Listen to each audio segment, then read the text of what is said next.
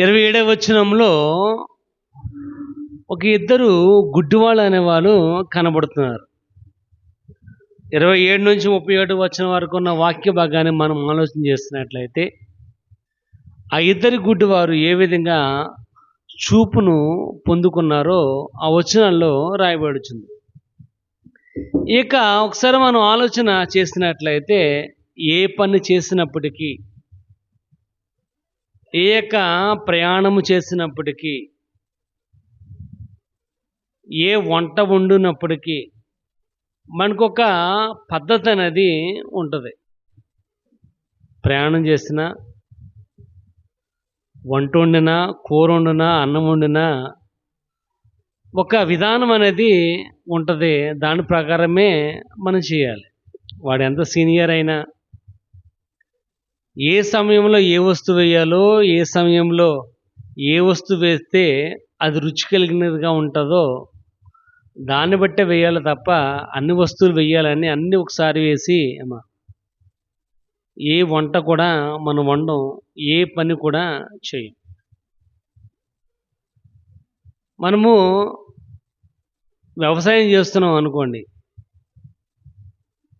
విత్తనాలు చల్లాలి కాబట్టి గబగబా వెళ్ళి విత్తనాలు చల్లేస్తామంటే అవ్వదు.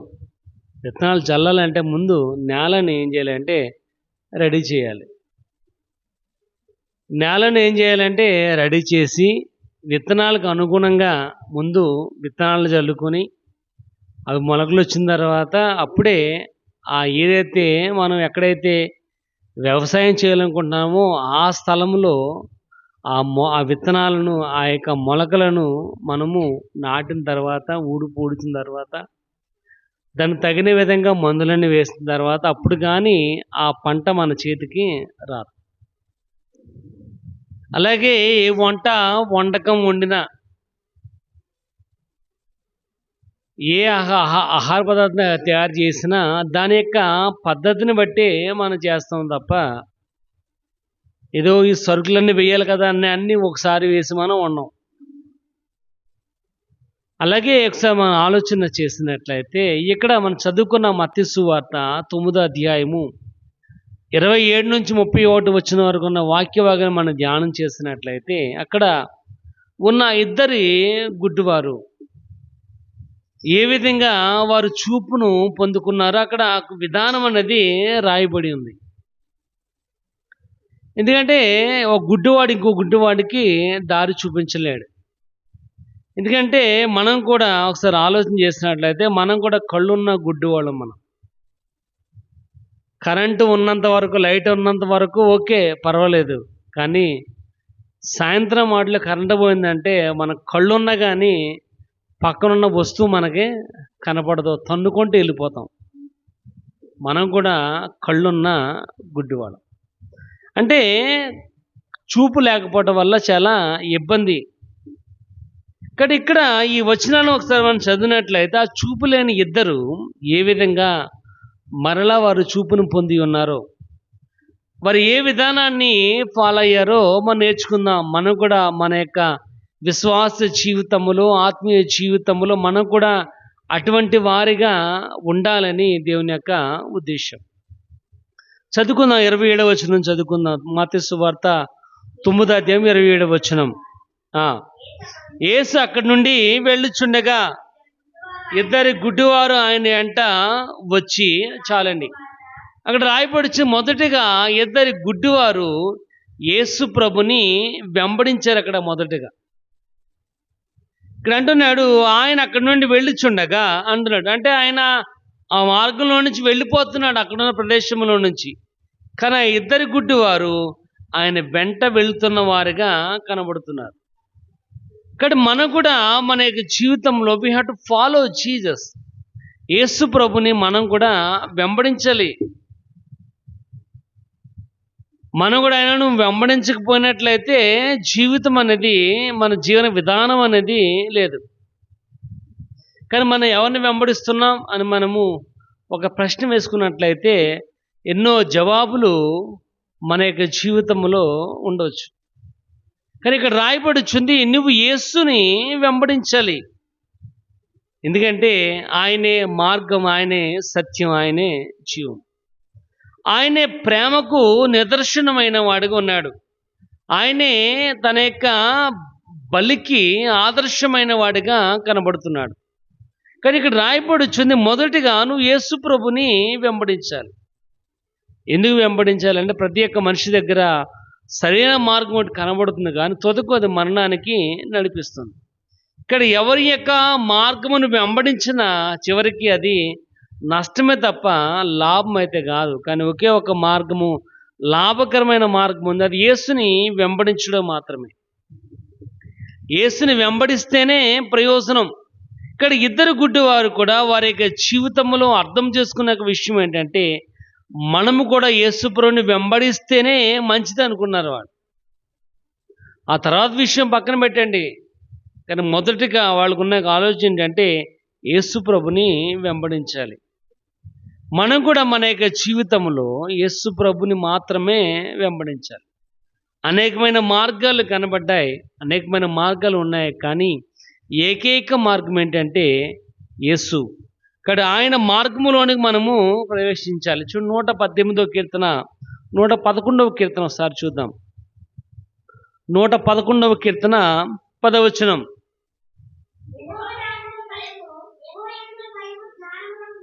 యెహోవా యందలి భయము జ్ఞానమునకు మూలము, ఆయన శాస్త్రములు అనుసరించువారు మంచి వివేకం కలగ. ఇక ఎవరైతే ఆయన యొక్క ఆజ్ఞలను వెంబడిస్తారో, ఎవరైతే ఆయనను వెంబడిస్తారో, ఆయన చెప్పిన ఆజ్ఞలను ఫాలో అవుతారో, వారు మాత్రమే మంచి వివేకం కలిగిన వారు అంటున్నారు. మంచి వివేకం అంటే మంచి జ్ఞానం. కాబట్టి జ్ఞానం కలిగిన వారిగా ఉండాలంటే యేసు ప్రభుని వెంబడించాలి. ఆయన శాసనములను అనుసరించి వారు మంచి వివేకము కలిగిన వారు. కాబట్టి యేసు ప్రభుని కూడా ఆ ఇద్దరు గుడ్డివారు వెంబడించారు కనుకనే వారి యొక్క జీవితంలో గొప్ప మార్పు అనేది కలిగింది. మనం కూడా వెంబడించామని పేరు చెప్పుకుని బ్రతికేవారుగానే ఉండిపోతున్నాం, నామకార్థ క్రైస్తవులాగా. యేసుని మనము వెంబడించట్లేదు. ఇక్కడ రాయబడుచున్న ఆయన శాసనములను అనుసరించి వెంబడించినట్లయితే మంచి వివేకం కలిగిన వారు. చూడండి 119వ కీర్తన కూడా ఒకసారి చూద్దాం, 4వ వచనం. 119వ కీర్తన 4వ వచనం ఏంటంట? నీ ఆజ్ఞలను జాగ్రత్తగా గైకొనవలనని నీవు మాకు ఆజ్ఞాపించావు. మాకంటే ఎవరు? మాకంటే ఎవరైతే చదువుతున్నారో వాళ్ళు. అంటే ఇక్కడ మనం చదువుతున్నాం కాబట్టి ఇక్కడ అంటున్నాడు, నీ ఆజ్ఞలను జాగ్రత్తగా గైకొనవలనని నీవు మాకు ఆజ్ఞాపించావు. చదువుతాం కానీ ఆయన ఆజ్ఞలను మనము అనుసరించాం. చదువుతాం, ఆయన ఆజ్ఞలను మనము వెంబడించాం. ఇక్కడ రాయబడుచుంది, నీవు నీ ఆజ్ఞలను గైకొనాలని. ఎలాగంట? జాగ్రత్తగా అన్నాడు. ఏంటంటే ఎలాగంట? జాగ్రత్త అంటే ఒళ్ళు దగ్గరే పెట్టుకుని అని దాని అర్థం. జాగ్రత్త అంటే ఏంటంటే ఒళ్ళు దగ్గర పెట్టుకుని. ఎందుకంటే జాగ్రత్త లేకపోతేనే దెబ్బలు తగులుతాయి. జాగ్రత్తగా ఉంటే ఏ రకమైన దెబ్బలు అనేవి తగలు. ఇస్సాకు గారు ఉన్నారు, ఆయన చెట్టు ఎక్కుతారు. ఎందుకంటే ఆయన పని అది, కొబ్బరికాయల వ్యాపారం. జాగ్రత్త లేదనుకోండి, ఆ పనిలో జాగ్రత్త లేకపోతే ఆ కొమ్మ పడతామో, లేదా గెల అదుపు తప్పుతామో, కత్తి తగులుతామో, ఏదో ఒకటి ఇబ్బంది అనేది కలుగుతుంది. ఇక్కడ రాయబడి వచ్చింది, జాగ్రత్తగా వెతకాలి, జాగ్రత్తగా వెంబడించాలి అని. కానీ మనం ఆ విషయంలో ఫెయిల్ అయిపోతున్నాం. ఎందుకు ఫెయిల్ అయిపోతున్నాం అంటే చూడండి, యెషయా గ్రంథము 8వ అధ్యాయం 11వ వచనం. అక్కడ రాయబడి వచ్చింది దాని గల కారణం ఏంటో అనేది. ఈ జనుల మార్గమున నువ్వు నడవకూడదని యెహోవా బహుబలముగా చెప్పాడు. ఏ జనులంట? ఈ జనులు, లోకములో ఉన్నవారు జనులు. ఈ జనులు అంటే దేవుని ఎరగని వారు, దేవుని యొక్క విలువ తెలియని వారు. ఈ జనుల యొక్క మార్గమున నువ్వు నడవకూడదని యెహోవా ఎలా చెప్పాడంట? బహుబలంగా చెప్పాడు. స్ట్రాంగ్ హ్యాండ్, బహుబలంగా అంటే ఆయన బలమైన చేత చెప్తున్నాడు, ఈ జనులను వెంబడించొద్దు, లోకమునైనను లోకములో ఉన్న వాటిని ప్రేమించొద్దు. లోకంలో ఉన్నవాడిని కనుక నువ్వు ప్రేమించినట్లయితే దేవుని యొక్క ప్రేమ నీలో ఉండదు. దేవుని యొక్క ప్రేమకు నువ్వు దూరం అయిపోయావంటే నీ జీవితము అగమ్య గోచరం, ఆలోచించలేనిది. అలా ఏం జరుగుతుందో కూడా తెలీదు మన యొక్క జీవితం. ఇక్కడ రాయబడి వచ్చింది, ఈ జనుల మార్గమును నడవద్దని యెహోవా నీకు బహుబలంగా చెప్పాడు. ఇక్కడ ప్రియమైన వాళ్ళరా, దేవుని యొక్క వాక్య భాగం ఇక్కడ రాయబడుచుంది, యేసుని వెంబడించాలి. ఆ ఇద్దరి గుడ్డివారు కూడా కళ్ళు లేకపోయినప్పటికీ వారు మంచి నిర్ణయాన్ని తీసుకున్నారు. కానీ నీవు కళ్ళుండి కూడా మంచి నిర్ణయాన్ని తీసుకోలేకపోతున్నావు. కళ్ళుండి కూడా దేవుణ్ణి వెంబడించడానికి సంకోచిస్తున్నావు. ఇక్కడ రాయబడుచున్న మాట ఏంటంటే, ఆయన శాసనములను అనుసరించినట్లయితేనే మంచి జ్ఞానం కలిగిన వారుగా ఉండగలం. ఇక్కడ ప్రియమైన వాళ్ళరా, దేవుని యొక్క వాక్య భాగం రాయబడుచుంది. ఆ ఇద్దరి గుడ్డివారు కూడా మొదట వారు చేసిన యొక్క విధానం ఏంటంటే, యేసు ప్రభుని వారు వెంబడించారు. రెండో చదువుకుందాం, అదే వచనం మళ్ళా చదువుకుందాం. మత్తయి సువార్త 9వ అధ్యాయము 27వ వచనం. యేసు అక్కడి నుండి వెళ్ళుచుండగా ఆ ఇద్దరి గుడ్డివారు ఆయన వెంట వచ్చి, దావీదు కుమారుడా మమ్మును కనికరించుమని కేకలు వేస్తారు. రెండోది అక్కడ రాయబడుచుంది, ఒకటి యేసు ప్రభువుని వెంబడించిన వారుగా ఉన్నారు. వారు తెలియదు యేసు ప్రభువుని వెంబడిస్తే ఏ రకం ప్రయోజనం ఉంటుందో వారు గ్రహించలేదు మొదట. కానీ వాళ్ళు అంటున్నారు, యేసు ప్రభువుని వాళ్ళు వెంబడించారు మొదటగా. రెండోది అక్కడ రాయబడుచుంది, దావీదు కుమారుడా మమ్మల్ని కనుకరించమని వారు కేకలు వేయడం మొదలుపెట్టారు. అంటే రెండవది రాయబడుచుంది, బ్రేక్ ద సైలెన్స్, నిశ్శబ్దాన్ని ఛేదించాలి. ఎందుకు నిశ్శబ్దాన్ని ఛేదించాలంటే, మనం మౌనంగా దేనికి మందిరంలో కూర్చోడానికి అర్హులమైతే కాదు, మనం మౌనంగా ఉండడానికి వీల్లేదు. ఎందుకంటే దేవుడు చేసిన క్రియ అది మాటల్లో వ్యక్తపరచలేనిది. ఆయన చేసిన త్యాగము ఒక మాటలో ఉదహరించలేనిది. ఇక్కడ రాయబడుచుంది ఏంటంటే, దావీదు కుమారుడా మమ్మల్ని కనుకరించమని వారు కేకలు వేయడం మొదలుపెట్టారు. వారు తెలుసుకున్నారు ద వాల్యూ ఆఫ్ జీసస్, యేసు ప్రభు యొక్క విలువేంటో వాళ్ళు తెలుసుకున్నారు. దావీదు కుమారుడు వస్తే ఆయన ఏమి చేస్తాడో వారు తెలుసుకున్నారు. దావీదు కుమారుడు యొక్క ప్రాముఖ్యత ఏంటో వారు తెలుసుకున్నారు. కనుక వారు నిశ్శబ్దంగా కూర్చోలేకపోయారు. మనం అయితే ఎంత నిశ్శబ్దంగా కూర్చుంటామంటే అంత నిశ్శబ్దంగా కూర్చుంటాం. ఒక పాట పాడలేమమ్మా, తెలిసిన పాట అయినా కానీ పాడతాకే మన నోరు పెగలదాం. వాక్యం చదవాలంటే చెప్పిన వాళ్ళు చదువుతారులే అని మనం కూడా చదవం. బైబిల్ తీసుకురావడానికి ఇబ్బంది, పాట పాడడానికి ఇబ్బంది, పిలిస్తే పాడతాననుకున్నానండి అని అభియోగం వేసే వాళ్ళుగానే ఉంటాం తప్ప, నేను ఏళ్ళ వాక్యం చదువుతానని చెప్పే బోల్డ్నెస్ అనేది, ఈ ధైర్యం అనేది లేదు మన దగ్గర. ఇక్కడ రాయబడుచుంది, ఏం చేస్తారంటే బ్రేక్ ద సైలెన్స్, వారు నిశ్శబ్దాన్ని నిషేధించి. ఎందుకంటే వాళ్ళందరూ కూడా నిశ్శబ్దంగా యేసుని వెంబడిస్తున్నారు. కానీ వీళ్ళు మాత్రమే కేకలు వేయడం మొదలుపెట్టారంట, దావీదు కుమారుడా మమ్మల్ని కనుకరించుమని. ఎందుకంటే వాళ్ళు తెలుసుకున్నారు యేసు ప్రభు యొక్క వాల్యూ ఏంటో వాళ్ళు తెలుసుకున్నారు. ఎప్పుడైతే ఆ వాల్యూ తెలిసిందో, మనకు తెలుసు ఏ వాల్యూ తెలుసు అంటే డబ్బు వాల్యూ మనకు బాగా తెలుసు. డబ్బుకి ఇచ్చినంత ప్రాధాన్యత దేవునికి ఇవ్వం మనం.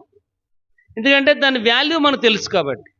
ఈరోజు 100 ఉన్నాయంటే మంచి కూర తెచ్చుకోవచ్చు, 100 ఉన్నాయంటే ఇక మంచిగా బట్టలు కొనుక్కోవచ్చు, 100 ఉన్నాయంటే బోల్డ్ చేయొచ్చు అనుకుంటాం. కానీ ఆ 100 ఇచ్చిన దేవునికి మాత్రం మన వాల్యూ అనేది ఇవ్వం మన యొక్క జీవితంలో. ఆ డబ్బుకి ఇచ్చినంత వాల్యూ మన దేవునికి ఇవ్వం. అందుకని అంటున్నాడు, ఏ వ్యక్తి కూడా దేవునికిని సిరికిని సేవ చేయలేడు. ఏ వ్యక్తి కూడా దేవుణ్ణి బంగారాన్ని ఒకేసారి స్తుతించలేడు. ఇక్కడ రాయబడుచుంది ఏంటంటే, వారు బ్రేక్ ద సైలెన్స్, వారు నిశ్శబ్దాన్ని ఛేదించిన వారికి ఉన్నారు. కనుక ఇక్కడ రాయబడుచుంది, దావీదు కుమారుడా మమ్మలను కరుణించమని వారు కేకలు వేయటం మొదలుపెట్టారు. చూడండి ఒకసారి ఎగ్జాంపుల్ చూద్దాం. మత్తయి సువార్త 15వ అధ్యాయం 23వ వచనం, 15:23 చదవండి. మత్తయి సువార్త. అందుకు ఆయన 15:22 చదవండి అమ్మ. యేసు అక్కడి నుండి బయలుదేరి తూరు సినోద ప్రాంతముగా వెళ్ళుచుండగా ఇదిగో ఆ ప్రాంతము నుండి కానాను స్త్రీ ఒకటి వచ్చి, ప్రభువా, దావీదు కుమారుడా, నన్ను కరుణించుము, నా కుమార్తె దెయ్యం పట్టి బహు బాధపడుచున్నదని కేకలు వేసి. ఎవరంటే కానాను స్త్రీ ఇప్పుడు వచ్చింది. తన కుమార్తెకి ఏం పట్టిందంట? దెయ్యం పట్టింది. అక్కడ రాయబడి వచ్చింది, బహు బాధపడుచు కేకలు వేసెను అని. ఎందుకంటే ఆ బాధ మాటల్లో వ్యక్తపరచలేనిది. తన కుమార్తె ఎంత బాధను అనుభవిస్తుందో తల్లికి బాగా తెలుసు కనుక నిశ్శబ్దంగా కూర్చోలేకపోయింది. మనం కూడా ప్రార్థన చేయమంటేనే మాటలు రావు. ప్రార్థన చేయమంటే మాటలు రావు. కానీ దెబ్బలాడమంటేనా మాట తడుముకోకుండా మాట వెనకాల మాట, పదం వెనకాల పదం, ఆ మాటకి చివరి పూర్తి అవ్వకుండానే ఇంకో మాట వచ్చేది. ఇక్కడ రాయబడి దాని బాధను వ్యక్తపరచడానికి సైలెంట్గా కూర్చోలే, ఆమె నిశ్శబ్దంగా ఉండలేకపోయింది. అందుకంటే ప్రయాసపడి భారం మూసుకున్న వాళ్ళారా నా ఎదురండి అని మీకు ఇష్టం. నీ భారం మొయ్యలేని భారం ఏం చేయాలంటే ప్రభు దగ్గర తీసుకురావాలి. తీసుకొచ్చామంటే మనం అంటూ ఉంటాం, సామెత ఉంది, మూసేవాడు తిరుగుతుంది కావుడి బరువారే. కావుడి మూసేవాడు తెలుస్తుంది, ఇంటికాడ కూర్చున్నవాడికి ఏం తెలుస్తుంది? 4 బకెట్లు కావుడి మీద మోసుకొద్దని తెలుస్తుంది ఎంత బాధను భరిస్తున్నాడో అని. ఇక్కడ వాడు భరించినప్పుడు వాడు మౌనంగా కూర్చోలేడు. ఇక్కడ ప్రియమైన వాళ్ళు, దేవుని యొక్క వాక్య భాగం రాయబడచ్చు. కానాను స్త్రీ తన కుమార్తె విషయంలో బహు కేకలు వేస్తూ బహు బాధపడుచు ఉంది. చూడండి, మార్కు సువార్త 5వ అధ్యాయము 38 చదువుతాం. మార్కు సువార్త 5వ అధ్యాయము 38.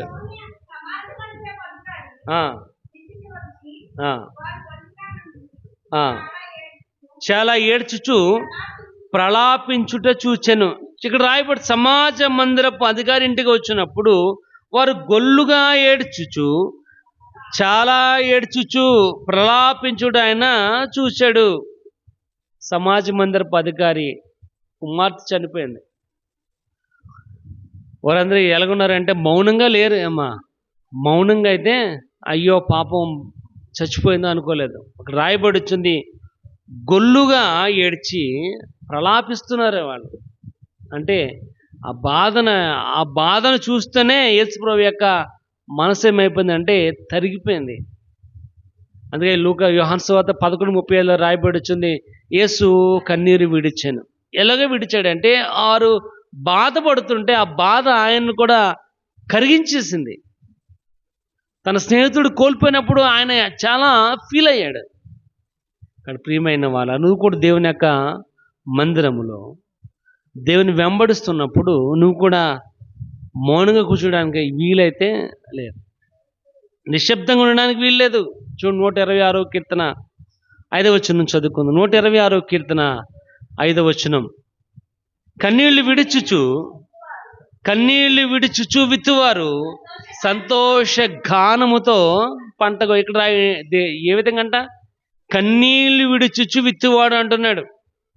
ఎవడైతే ఆ భారముతో, ప్రభా ఏంటి ఈ భయంకరమైన ఎండలేంటి, ఈ వాతావరణం ఏంటి అని ఎవరైతే కన్నీళ్లు విడుచుచు విత్తనాలు జల్లుతారో సంతోషముతో వాడి పంట సమృద్ధిగా పండినప్పుడు అప్పుడు ఏడుపు కదా వచ్చేది, ఆనంద బాష్పాలు కనపడతాయి.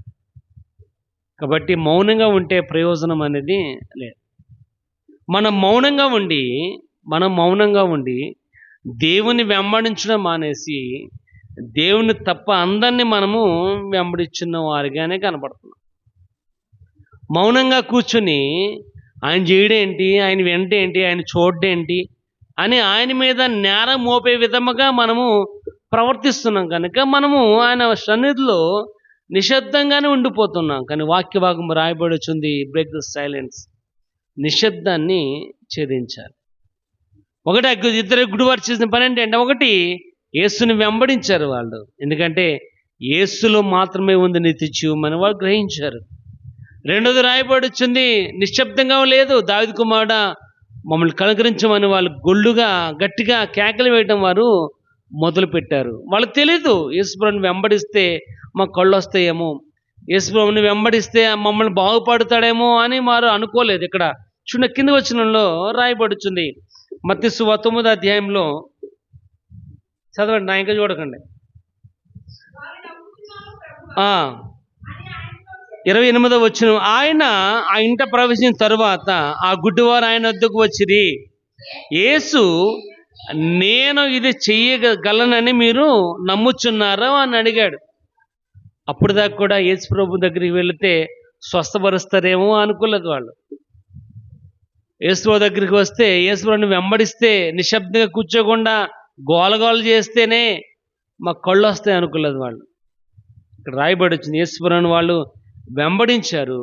వారికి ఉన్న యొక్క ఆలోచన ఏంటంటే నిశ్శబ్దంగా ఉండడం ఎందుకు, మనకున్న యొక్క అవసరం దేవునికి తెలియచేద్దామని. దావీదు కుమారుడా మమ్మల్ని కనుకరించమని వారు కేకలు వేసి యేసుని వెంబడిస్తూనే ఉన్నారు వాళ్ళు. చూడండి, అక్కడ రాయబడి వచ్చింది, ఆయన ఇంట ప్రవేశించిన తరువాత ఆ గుడ్డివారు ఆయన వద్దకు వచ్చారు. ఎప్పుడైతే ఆయన ఇంటికి వచ్చాడో వాళ్ళు కూడా యేసు దగ్గరికి వచ్చారు, అంతే. ఇంకా వాళ్ళు ఇంకా కమ్యూనికేషన్ అనేది, ఇంకా కన్వర్సేషన్ అనేది ఇంకా ప్రారంభం అవ్వలేదు. ఆయన అంటున్నాడు ప్రశ్న, నేను ఇది చేయగలనని మీరు నమ్ముచున్నారా? ఎందుకంటే మనం నమ్ముతున్నాం, కానీ దేవుడు నమ్ముతున్నాడు, నువ్వు నమ్ముతున్నావు లేదన్నది అన్నీ నువ్వు క్లారిటీ అనేది ఆయనకి కావాలి. ఆయన ఎప్పుడు 100% ఆయన కరెక్టే, కానీ 100%గా నువ్వు నమ్ముతున్నావు లేదో నీకు అవసరం. నమ్ముట నీ వలన అయితే నమ్మని సమస్తం కూడా సాధ్యం. కాబట్టి ఇక్కడ రాయబడుచున్న వారు నమ్ముచున్నాము ప్రభువా అని ఆయనతో చెప్పిరి. చాలండి. కాబట్టి కంప్లీట్లీ బిలీవ్, పరిపూర్ణంగా నమ్మాలి. మనం ఏం చేస్తే పరిపూర్ణంగా నమ్మం. మనం ఎక్కడ రాయబడుచున్నట్లుగా పరిపూర్ణంగా ఆయన మనం నమ్మాలి అంటే చాలా ఇబ్బంది పడతావు. ఆయన ఆయన రెడీగా ఉన్నాడు నీకు సహాయం చేయడానికి, కానీ నువ్వే నమ్మలేకపోతున్నావు కనుక ఏమా ఇటు పరిగెడుతున్నావు, అటు పరిగెడుతున్నావు. ఎంత ప్రయాసపడుతున్నావు అంటే అంత ప్రయాసపడుతున్నావు. ఎందుకు ఆ పనికిరాని ప్రయాస అంతా నీ యొక్క జీవితంలో అనవసరం, వ్యర్థం. అదంతా పనికిరాని ప్రయాసం మనం ఎటు చేసిన ఉపయోగం అనేది లేదు. కుండి నిండా నీళ్ళు ఉన్నప్పుడు అమ్మా నువ్వు బిందులు నీళ్లు మోసుకొస్తే ఏం ప్రయోజనం? ఖాళీగా ఉంటేనేమన్నా అవసరం. కాబట్టి అక్కడ ద్రాక్షరసం అయిపోయింది. యోహాను సువార్త 2వ అధ్యాయంలో అయిపోయింది. కాబట్టి యేసు ప్రభు యొక్క అవసరం వచ్చింది వాళ్ళు కనుక అంచుల మట్టికి ఆ రాతి బాణాలను వాళ్ళు నింపారు. ద్రాక్షరసం ఉందనుకోండి, యేసు ప్రభుతో అవసరం లేదు వాళ్ళకి. కాబట్టి ఇక్కడ కూడా రాయబడుచున్నట్లుగా మనం కంప్లీట్గా దేవుని నందు విశ్వాసం ఉంచాలి. పరిపూర్ణమైన విశ్వాసం కావాలి. ఎందుకంటే ఆయన రెడీగా ఉన్నాడు నీకు సహాయం చేయడానికి, కానీ నువ్వే అపనమ్మకంతో ఉన్నావు, నువ్వే నమ్మకం లేకుండా ఉన్నావు. ఇక్కడ ఆయన అడుగుతున్నాడు, నేను చేయగలనని మీరు నమ్ముచున్నారా? అక్కడ కార్యం ఏంటో తెలియదు, వాళ్ళకున్న అవసరత ఏంటో వాళ్ళకి తెలుసు. ఎందుకంటే వారు కళ్ళు లేవు కాబట్టి వారు అంటున్నారు, ప్రభా నువ్వు మాత్రమే చేయగలవని మేము నమ్ముచున్నాం. ఎందుకంటే ఆయన is ready to help you, ఆయన సిద్ధంగా ఉన్న నీకు సహాయం చేయడానికి, కానీ నువ్వే అపనమ్మకంతో అడ్డో గంతు వేసేవారుగానే కనబడతాం. ఇక్కడ రాయబడి చూడండి, యోహాను సువార్త 4వ అధ్యాయం 50వ వచనం చదువు ఒకసారి. యోహాను సువార్త 4వ అధ్యాయం 50వ వచనం. యేసు నీ వెళ్ళుము, నీ కుమారుడు బ్రతుకున్నాడని అతనితో చెప్పగా. చాలు. ఇక్కడ ప్రధాన యాజకుడి కొడుకు చనిపోవడానికి సిద్ధంగా ఉన్నాడు. ఆ పై వచనంలో అంటాడు, ఇదిగో నా కొడుకు చనిపోవడానికి సిద్ధంగా ఉన్నాడు కనుక వాడు చనిపోకముందు నువ్వు ఓసారి మా ఇంటికి రమ్మని అడిగాడు ఆయన. ఎప్పుడంట? వాడు చనిపోకముందు రమ్మని అడిగాడు. ప్రభా ఇగో నా కుమారుడు చనిపోవడానికి సిద్ధంగా ఉన్నాడు, ఇంకా చావుకు దగ్గరగా ఉన్నాడు కనుక ఒకసారి నువ్వు మా ఇంటికి రమ్మని ఆ ప్రధాన యాజకుడు యేసు ప్రభుని అడిగితే ఆయన అన్నాడు, నువ్వేం భయపడద్దు, నువ్వు ఇంటికి వెళ్ళిపో, మొదటగా నువ్వు ఇంటికి వెళ్ళిపో అని చెప్పాడు. ఆ మాటను బట్టి ఆ ప్రధాన యాజకుడు ఏం చేస్తాడు? ఇంటికి వెళ్ళాడు. అదే ప్లేస్లో కనుక నువ్వు ఉన్నట్లయితే అమ్మా, నేనేదో నువ్వు బాగు చేస్తావని వస్తే నువ్వేమంటున్నావు? ఇంటికి వెళ్ళిపోమంటున్నావు ఏంటి? అసలే నువ్వు అంత సీన్ ఉందా నీకు అని అడుగుతాం మనం. 51వ వచనం చదవండి. అతడు ఇంకా వెళ్ళుచుండగా అతని దాసులు అతనికి అతని కుమారుడు బ్రతికి ఉన్నాడని ఏం చేస్తారంట? వాడు ఇంకా వెళ్ళుచుండగానే, ఇంక ఇంటికి కూడా వెళ్ళలేదు ఆ ప్రధాన యాజకుడు. వెళ్ళుచుండగానే, దారిలో ఉండగానే వారు వెతుక్కోవడానికి మనుషులు వచ్చి వారు చెప్పిన మాట ఏంటంటే, నీ కొడుకు బ్రతికి ఉన్నాడు. 47వ వచనంలో చదువుతుంటున్నాడు. అక్కడ ముందు వచనంలో చదివితే, నా కుమారుడు చనిపోవడానికి సిద్ధంగా ఉన్నాడు అంటున్నాడు ఆయన. చావుకు దగ్గరగా ఉన్నాడు అన్న ఆ వ్యక్తి యొక్క కొడుకు ఎలా ఉన్నాడంటే ఇక్కడ బ్రతికే ఉన్నాడు. చూడండి, యేసుప్రభు అంటున్న మాట ఏంటంటే, చదవండి 4:50 చదవండి, యోహాను సువార్త 4:50. నీ వెళ్ళుము, నీ కుమారుడు బ్రతికే ఉన్నాడని చెప్పాడు. ఆ మాట చెప్పగానే ఇంటికి బయలుదేరి వెళ్ళిపోయాడు. నమ్మాలి, కంప్లీట్ బిలీవ్. పరిపూర్ణంగా యేసుప్రభు మాత్రమే సహాయం చేయగలడని ఏం చేయాలంటే నమ్మాలి. మనం పరిపూర్ణంగా నమ్మట్లేదు కనుక కొబ్బరికాయ కొట్టమంటే కొబ్బరికాయ కడుతున్నాం, గుమ్మడికాయ కట్టమంటే గుమ్మడికాయ కడుతున్నాం. ఏ రకమైన ప్రయోజనం అనేది లేదు. ఎందుకంటే ఎప్పుడైతే యేసుప్రభుని నమ్మవో అటువంటి ఆచారాలు నువ్వు ఫాలో అవ్వవు. ఇంకా నువ్వు ఫాలో అవుతున్నావంటే, ఇంకా నువ్వు వెంబడిస్తున్నావంటే పరిపూర్ణంగా దేవుని నువ్వు నమ్మట్లేదు, కన్ఫర్మ్గా నమ్మట్లేదు నువ్వు. ఇక్కడ రాయబడుచుంది, ప్రధాన యాజకుడు నమ్మాడు యేసుప్రభు మాట. నమ్మాడు కనుక అంత చనిపోవడం సిద్ధంగా ఉన్న తన కొడుకు విషయంలో ఏ రకమైన ఆలోచన లేకుండా యేసుప్రభు చెప్పాడు కదా, దావీదు కుమారుడు చెప్పాడు కదా, నా కొడుకు బాగుపడతాడు అనుకుని ఇంటికి బయలుదేరాడు. ఇంకా ఇంటికి కూడా వెళ్ళలేదు.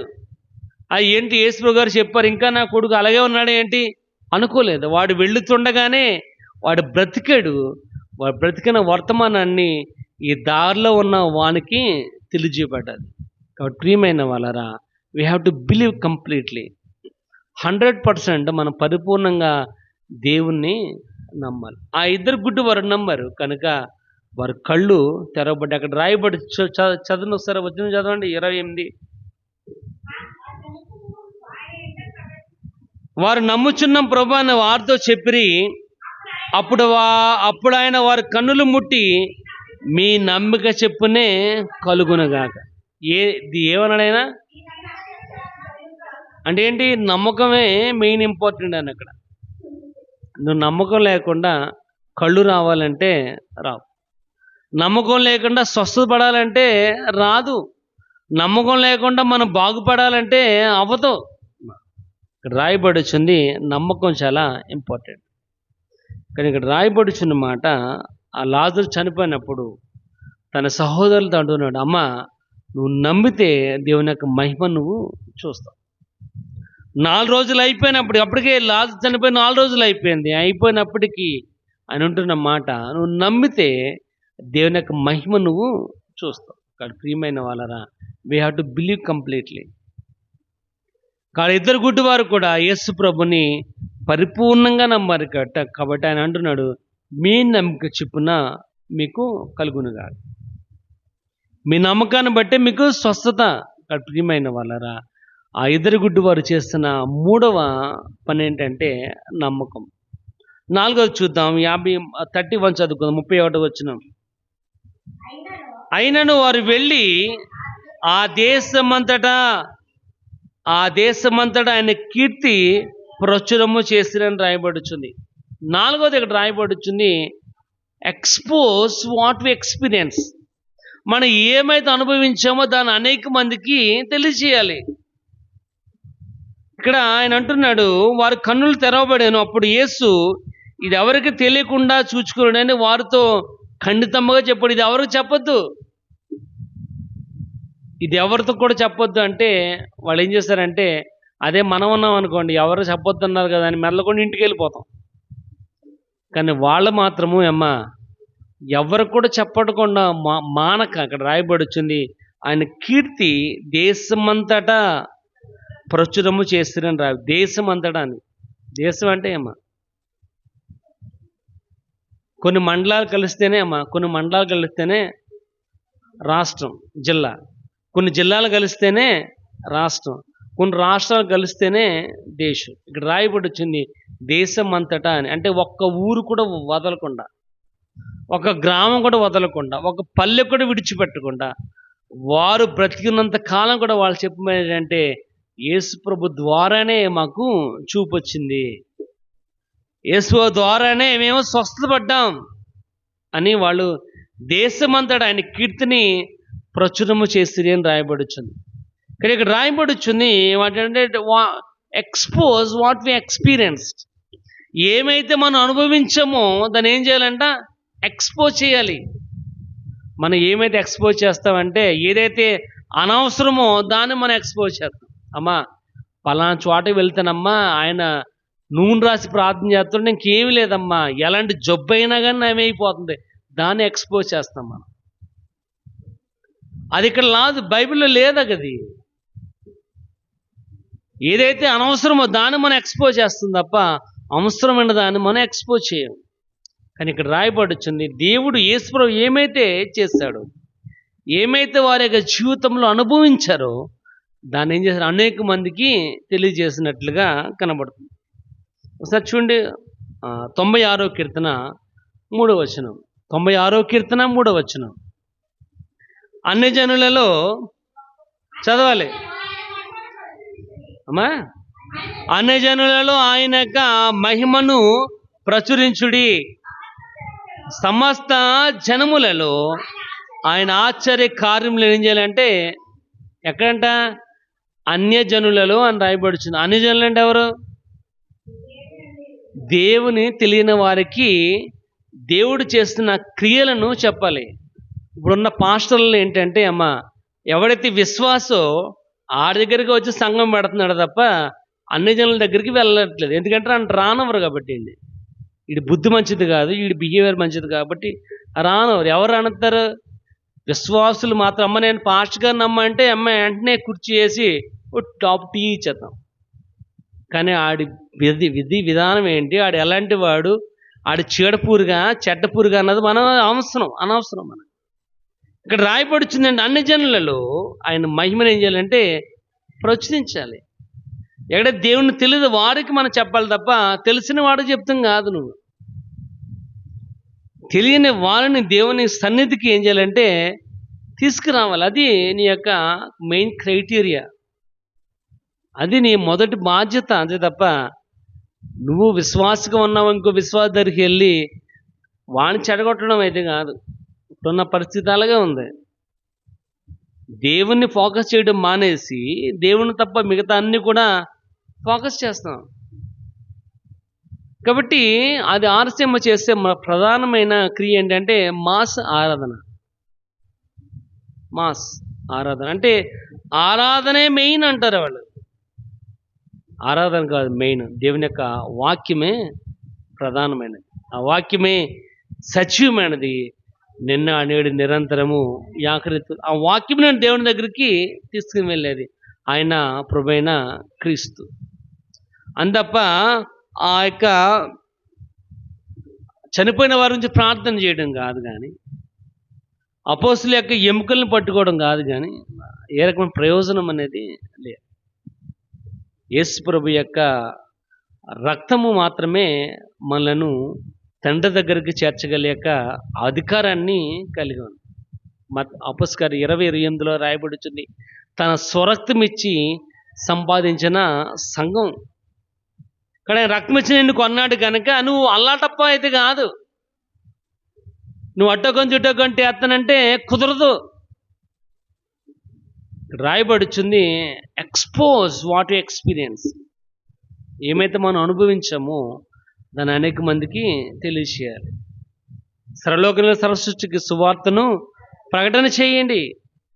వాళ్ళకి బాప్తిస్మం ఇచ్చు నేను ఏ సంగతులు మీకు బోధించాను అవి వారు గైకొనలాగున నువ్వు వాటికి అభ్యాసన చేయాలి. అది ఇక్కడ రాయబడుచుంది కనుక వారు దేశమంతటను ఆ కీర్తిని ప్రచురము చేస్తారు. ఒక్క చోటు కూడా విడిచిపెట్టకుండా, ఒక పల్లె కూడా విడిచిపెట్టకుండా, ఒక గ్రామాన్ని కూడా విడిచిపెట్టకుండా ప్రతి ఒక్క ప్లేస్లో కూడా దేవుని వారు స్తుతించారు. చూడండి 78వ కీర్తన 4వ వచనం. 78వ కీర్తన 4వ వచనం.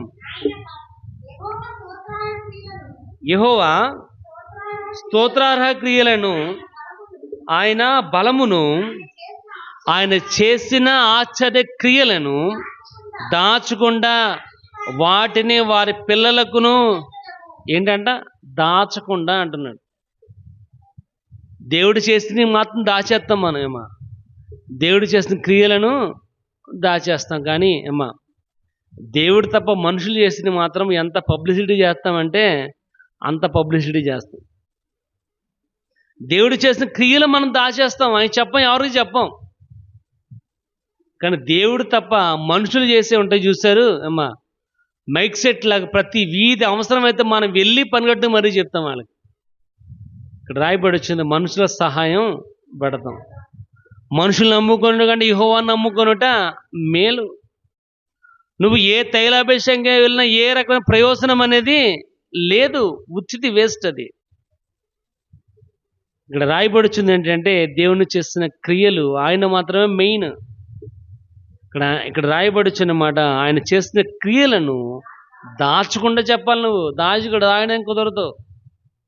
ఇంకా నేను గమ్మునొద్దును, ఎందుకంటే సాక్ష్యాలు ఎక్కువైపోయినాయి. అక్కడ దేవుడు చేసిన క్రియలను అమ్మా వాళ్ళు మౌనంగా కూర్చోలేకపోతున్నారు. వాళ్ళు సాక్ష్యం చెప్పమంటే నువ్వు చెప్పు, నువ్వు చెప్పు, ఎలా చెప్పాలో నాకు కొత్తలేదండి. దేవుడు చేసిన దేవుడు నా యొక్క జీవితంలో ఈ కార్యం చేశాడని చెప్పడానికి కూడా సిగ్గుపడేవారుగా ఉన్నాం. మనమే మెయిన్. అంకాలగూడెంలో సంసారరాజు గారి సంఘమే ఇంకెలాగ ఉంది, దిగజారిపోయినట్లు. ఏ రకమైన ప్రయోజనం అనేది లేదు. దేవుని యొక్క వాక్యాన్ని అనేక మందికి ఏం చేయాలంటే ప్రచురం చేయాలి. అందరూ కూడా ఒకళ్ళిద్దరిని కొత్తలు తీసుకెళ్తున్నారు. నేను చెప్పాను, పోయిన సంవత్సరంలో చెప్పాను, ఒకడు కొత్తడు కాదు, పాతోళ్ళే వెళ్ళిపోయారేమో. ఈ సంవత్సరం 3 నెలలు అయిపోయింది. ఎవడన్నా తీసుకొచ్చాడంటే ఎవరికన్నా వాక్యం చెప్పారా అంటే మనమే నేర్చుకొని ఇంకా ఏం చెప్తాం, మనం ఇతరులకి ఏం చెప్తాం. ఇక్కడ వాక్య భాగం రాయబడి చూడండి, 24వ కీర్తన సార్ చూద్దాం. లూకా సువార్త 24వ అధ్యాయము 14వ వచనం. లూకా 24:14 జరిగిన ఈ సంగతులన్నిటి గురించి ఒకరితో ఒకరు సంభాషించుండే చాలండి. ఏమైతే జరిగినాయో ఆ ఇద్దరు వ్యక్తులు ఒకరితో ఒకరు ఏం చేస్తారంట సంభాషణ చేస్తున్నారు, ఒకరితో ఒకరు మాట్లాడుకుంటున్నారు. ఏంటయ్యి దేశప్రభు చేసే కార్యాలేంటి, ఎలా చనిపోయాడు, చనిపోవడం గల కారణం ఏంటి, వారి మీద ఎందుకు నిందలు మోసారని యేసుప్రభు గురించి వారు మాట్లాడుకుంటున్నారు, సంభాషణ చేస్తున్నారు.